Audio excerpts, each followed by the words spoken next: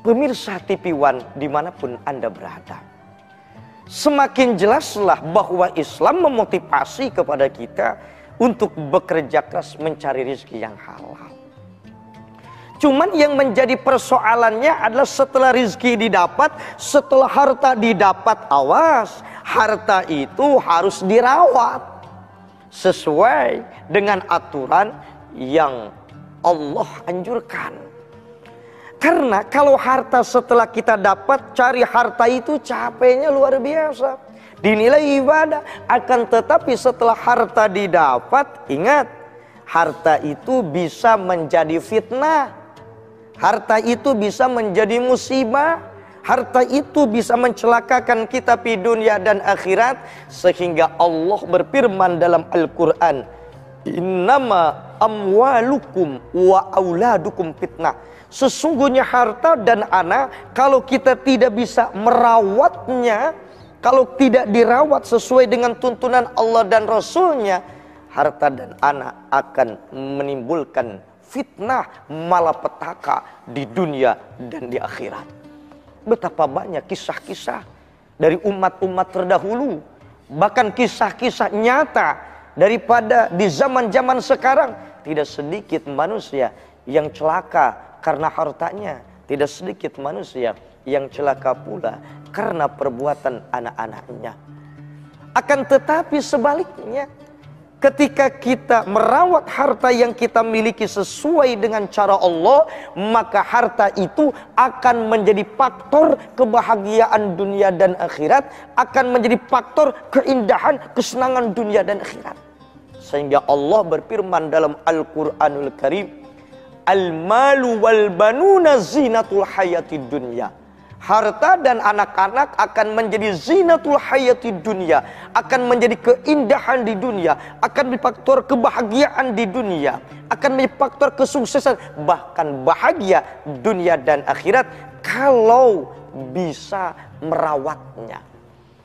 Yang menjadi pertanyaannya, pemirsa TV One dimanapun Anda berada, bagaimana menurut konsep Islam cara merawat harta biar bisa menjadi faktor penunjang sababiyah kebahagiaan dunia dan akhirat itu?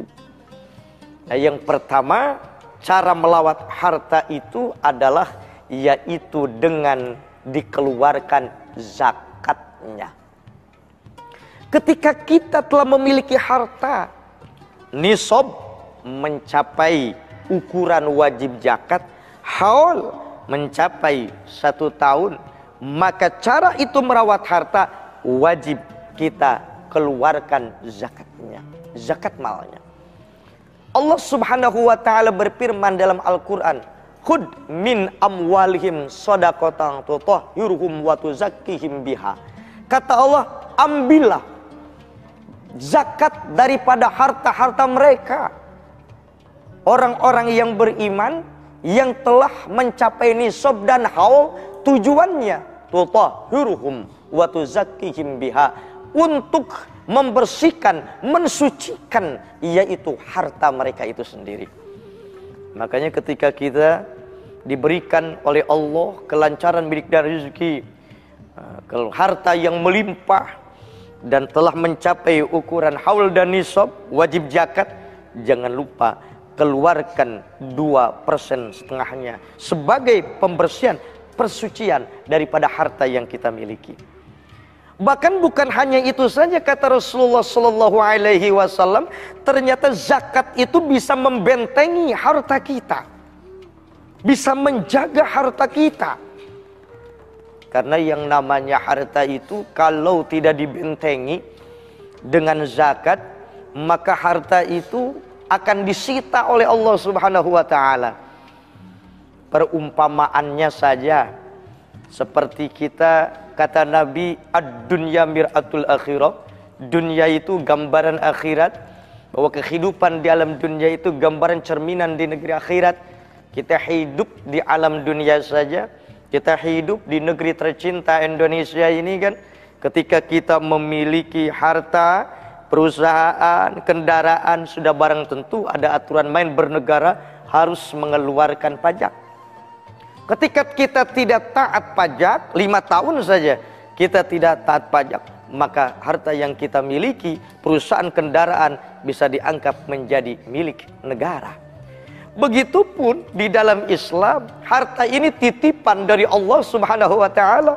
Ketika kita diberikan titipan harta haul dan nisab, wajib zakat, tapi kita tidak mengeluarkan 2,5%-nya, tidak mau mengeluarkan zakat, maka lama kelamaan harta kita akan disita lagi oleh Allah, akan diambil oleh Allah. Dengan cara apa Allah menyita harta yang tidak dizakati? Sayyid Abu Bakar menjelaskan, diantaranya kata Abu Bakar, cara Allah menyita harta yang tidak dizakati, maka Allah utus api. Terjadilah kebakaran. Kalau sudah terjadi kebakaran, habislah harta yang kita miliki. Tidak Allah utus api, Allah utus air. Terjadilah banjir, terjadilah tsunami, luluh lantak habis harta yang kita kumpulkan. Tidak Allah utus air, Allah utus angin. Terjadilah beragam macam angin puting beliung, angin tornado, dan lain sebagainya, meluluh lantakkan harta kita habis. Tidak Allah utus angin, Allah utus penyakit. Diberikan penyakit, berobat dalam negeri, luar negeri, enggak kunjung sembuh. Ternyata setelah hartanya habis, tiba-tiba sembuh. Hakikatnya adalah syariatnya penyakit, hakikatnya Allah nyita harta, mungkin tidak mengeluarkan zakat. Bagaimana zakat rutin tapi diberikan penyakit? Namanya ujian. Zakat bagus, kebakaran, namanya ujian. Zakat bagus, kena banjir, ujian. Tidak Allah utus itu semuanya. Allah utus sarik, kata Abu Bakar, Allah utus maling. Tiba-tiba harta kita ada yang maling. Padahal kita kalau merenung, coba kita renungkan, yang punya harta bukan kita saja, yang punya kendaraan bukan kita saja, yang punya uang bukan kita saja. Tetapi kenapa cenderung maling itu lebih semangat ngambil yang milik kita, ngambil harta kita, ngambil kendaraan kita?